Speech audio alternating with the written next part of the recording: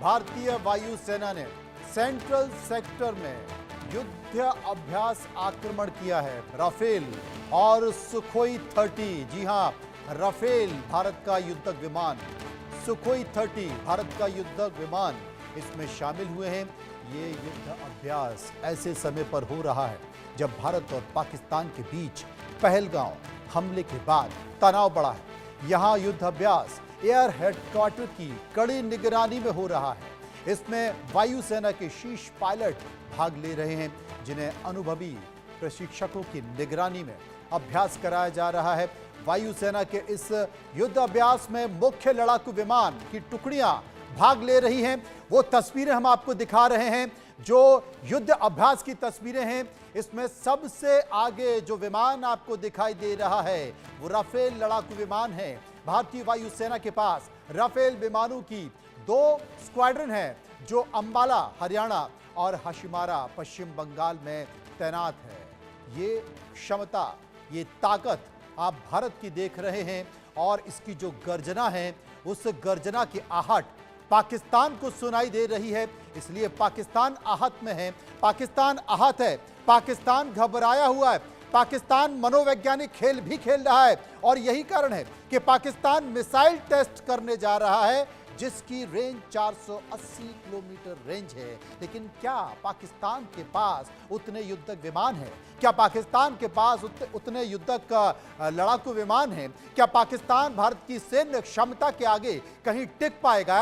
लेकिन साफ तौर पर पाकिस्तान डरा हुआ है। पाकिस्तान गीदड़ धमकी भी दे रहा है क्योंकि सिंधु जल समझौते को लेकर पाकिस्तान ने यह कहा है, पाकिस्तान ने कहा है कि ये 24 करोड़ पाकिस्तानियों के साथ गलत होगा और भारत ये फैसला उठाता है, भारत इस फैसले पर आगे बढ़ता है तो ये युद्ध का प्रयास होगा। मेरे साथ सत्येंद्र दुग्गल साहब हैं।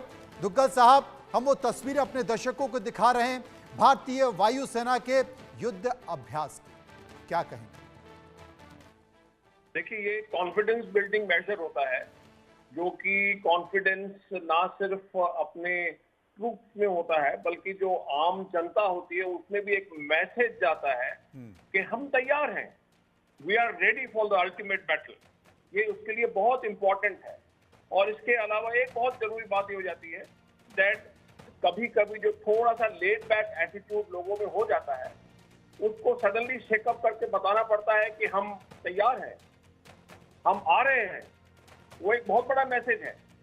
स्लंबर में से उठकर हम we are ready for any movement, any strike, we are ready for that. तो ये उस तरफ इंगित करता है, उस तरफ इशारा करता है।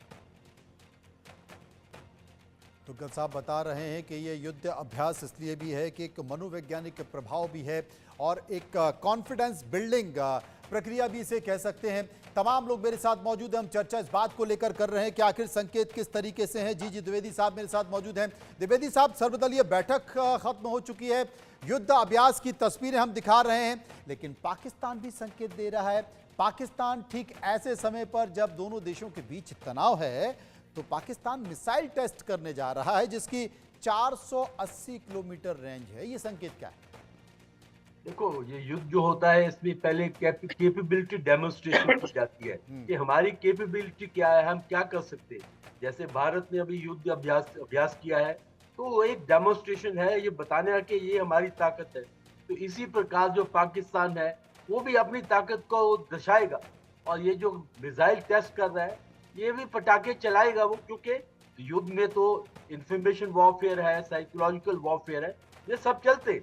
और सबसे इम्पोर्टेंट जो चीज होती है युद्ध में मोराल अच्छा होना चाहिए।